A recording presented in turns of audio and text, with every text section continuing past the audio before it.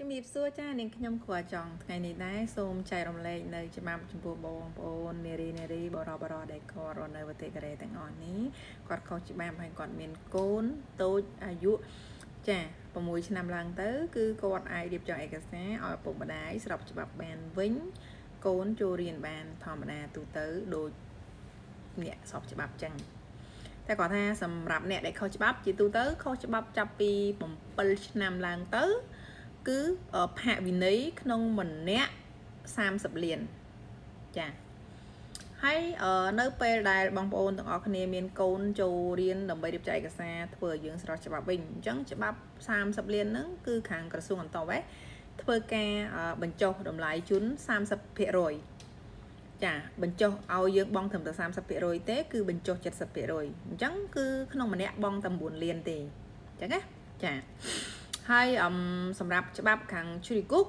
នៅពេលដែលគេកំណត់ឲ្យយើងរៀបចំឯកសារទៅតាមគោលការណ៍ក្បួនរបស់គេនិយាយរំទៅយើងនឹងដូរវីសាបានហើយរីឯឪពុកម្ដាយវិញគឺគាត់អាចមានសិទ្ធិរស់នៅប្រទេសកូរ៉េហ្នឹងបានរហូតទៅដល់កូនហ្នឹងអាយុ9-10ឆ្នាំចុះក្រោមរីឯកូនគឺបន្តការសិក្សាតរហូតទៅលើផ្នែកមុខជំនាញរបស់គាត់មួយណាចាដើម្បីបន្តការរស់នៅនឹងទៀតតែឪពុកម្ដាយគឺត្រូវតែចាក់ចេញតែបើឪពុកម្ដាយទៅដល់ខ្មែរហើយកូនមានកិច្ចការងារធ្វើត្រឹមត្រូវអាចធានាឪពុកម្ដាយមកលេងរយៈពេល3ខែបានឬក៏ឪពុកម្ដាយចន្លោះរយៈពេលដែលគាត់កំពុងតែចិញ្ចឹមកូនហ្នឹងគាត់អាចខំប្រឹងរកលុយទុកប្រមូលដើម្បីបដូរអាជីវកម្មរបស់គាត់ទៅជាវីសា business វីសាអ្នករស់ស៊ីចា business ហ្នឹងគឺយើងអាចធ្វើការបាន100មុខទៅលើទីផ្សារស្រុកកូរ៉េដូចជាយើងទៅរៀនជំនាញធ្វើនំខេកធ្វើនំប៉័ងឬក៏បើកហាងលក់កៅអៅលក់ស្បែកជើងឬក៏បើកហាងធ្វើឡានធ្វើអីជាដើមលាក់តាមជំនាញចំណងដែលយើងកំពុងតែមានទេពកោសល្យនៅក្នុងផ្នែកណាមួយអញ្ចឹងណាយើងអាចដូរវីសាហ្នឹងបាន business តែវីសា business ត្រូវមានមកអកចា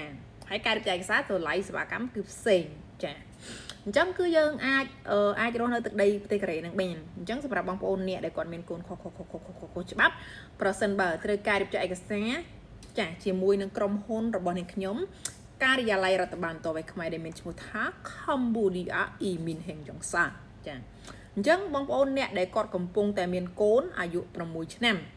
ដោយនាងខ្ញុំបានរៀបរាប់ខាងលើអំបញ្ញអីចឹងសម្រាប់ផាកវិន័យហ្នឹងប្រមាណហ្នឹងគឺខ្ញុំបានបកស្រាយជូនបងប្អូនទាំងអស់គ្នាអស់ហើយអញ្ចឹងរៀបចំមកគឺជាការស្រេចដើរតាមខ្ញុំជឿជាក់លើខ្ញុំផ្ញើខ្លួនផ្ញើកាយមកលើក្រុមហ៊ុនរបស់នាងខ្ញុំនឹងទទួលបានជោគជ័យហើយបន្ទាប់មកនៅពេលដែលឪពុកម្ដាយបាន ID card ហើយឪពុកម្ដាយនឹងអាចទិញសវត្ថយន្តហោះពីនាងខ្ញុំហោះទៅលើអាកាសយានទៅដល់ប្រទេសកម្ពុជាលេងក្រុមគ្រួសារបានហើយមួយទៀតបើបងប្អូនទាំងអស់គ្នាជាវសវត្ថយន្តហោះពីអ្នកគ្រូគ្រូចង់អ្នកគ្រូគ្រូចង់ free គីឡូជូន23គីឡូជូនថែមអញ្ចឹងដាក់បាន2វ៉ាលីសម្រាប់បញ្ញាណាស្រាប់ឲ្យតន់ណាចាបានតាអាស៊ីនេអង្គងឯកូរ៉េនេអត់មានគីឡូ free ជូនទេអញ្ចឹងត្រូវស្ដាប់ឲ្យតន់អញ្ចឹងសម្រាប់បងប្អូនអ្នកដែលគាត់កំពុងតែស្វែងរកសេវាកម្មរៀបចំឯកសារគ្រប់ប្រភេទនៅប្រទេសកូរ៉េចុះសម្រាប់ពីពាក្យអន្តរជាតិកូរ៉េនិងខ្មែរចាធានាប៉ាម៉ាក់ធានាគូស្វាមីជាពិសេសសម្រាប់ម្ដាយដែលគាត់មកការប្តីជាជនជាតិកូរ៉េពីមុនមកហ្នឹងគាត់ដាក់ថានៅលីវឥឡូវហ្នឹងគាត់បានសញ្ជាតិហើយគាត់ចង់ធានាកូនរបស់គាត់ហ្នឹងមិននៅប្រទេសកូរ៉េហ្នឹងដើម្បីឲ្យកូនហ្នឹងបានសិក្សារៀនសូត្រឲ្យបានសញ្ជាតិកូរ៉េអញ្ចឹងគឺយើងរៀបចំបានដែរតែរៀបចំក្មេងអាយុមានវ័យក្រោម15ឆ្នាំចុះក្រោមបិណ្ឌកូននឹងអាចចូលសញ្ជាតិកូរ៉េអូតូដូចម្ដាយលើស15ឆ្នាំឡើងទៅរៀបចំឯកសារដាក់ប្រឡងធម្មតាប្រឡងចប់ទៅបានសញ្ជាតិប្រឡងមិនចប់មិនបានសញ្ជាតិទេហើយក្មេងនឹងក៏ត្រូវធ្វើលិខិតតកលទុកដែរបិណ្ឌអាចចូលសញ្ជាតិបានឥឡូវអ្នកគ្រូគ្រូចង់ជម្រាបជូនបងប្អូនទាំងអស់គ្នាតែប៉ុណ្ណេះសង្ឃឹមថាបងប្អូនទាំងអស់គ្នានឹងយល់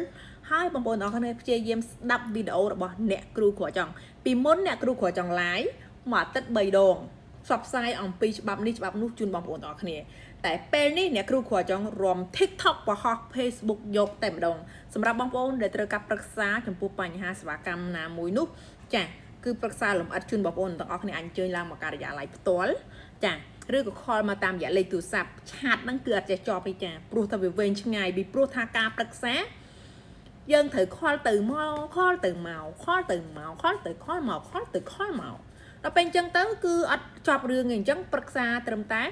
10នាទីទៅ5 10នាទីយឺតបំផុត20នាទីទៅ30នាទី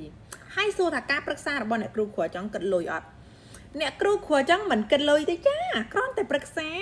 គឺប្រឹក្សា free តែបើបងប្អូនអរគ្នារៀបចំឯកសារត្រូវគិតលុយ 100% ពេញតែម្ដងចាចុះកិច្ចសន្យាព្រមព្រៀងជាមួយគ្នាជាក់លាក់ច្បាស់លាស់ទៅលើអត្ថបទនីមួយៗដែលយើងរៀបចំឯកសារអូខេជម្រាបលាហើយក៏អរគុណច្រើនសម្រាប់បងប្អូនដែលតែងតែគាំទ្រសេវាកម្មកន្លងមករហូតដល់បច្ចុប្បន្នហើយអនាគតទៅនឹងខំប្រឹងបំរើសេវាកម្មជូនបងប្អូនទាំងអស់គ្នាឲ្យល្អឥតខ្ចោះជាងនឹងទៀតចាហើយអ្នកគ្រូក៏ចង់រស់រាយរាក់ទាក់ណាមិនឆ្មើងមិនឆ្មៃមិនមើលងាយអ្នកអត់មានចំណេះវិជ្ជាមិនមើលងាយអ្នកដែលក្រីក្រពីព្រោះថាមនុស្សយើងត្រូវតែឲ្យតម្លៃគោរពស្រឡាញ់ទៅវិញទៅមកយើងត្រូវចែករំលែកនៅចំណេះវិជ្ជាដែលយើងទទួលបានបទពិសោធន៍ទាំងប្រមាណឲ្យបងប្អូនទាំងអស់គ្នាទទួលបាននៅអត្ថប្រយោជន៍ជុំវិញរៀងខ្លួនហើយវីដេអូនេះរៀងវែងបន្តិចហើយចាអញ្ចឹងសូមបងប្អូនអរគ្នាមេត្តាចូលស្ដាប់ទៅចាព្រោះឯងខ្ញុំនិយាយរៀងកំ pl ែងនេះខ្ញុំខ្លាចបងប្អូនអរគ្នាអត់សប្បាយអញ្ចឹងណាបញ្ជីត្រទុំតាមត្រូវពេកទៅខ្លាចបងប្អូនអរគ្នានឹងអត់សុខអញ្ចឹងហើយនិយាយបែបឡើងឯង pl ែងបន្តិចអញ្ចឹងការងារយើងធ្វើជាក់លាក់ច្បាស់លាស់ចាជំរាបលាបងប្អូនអរគ្នាបាយបាយ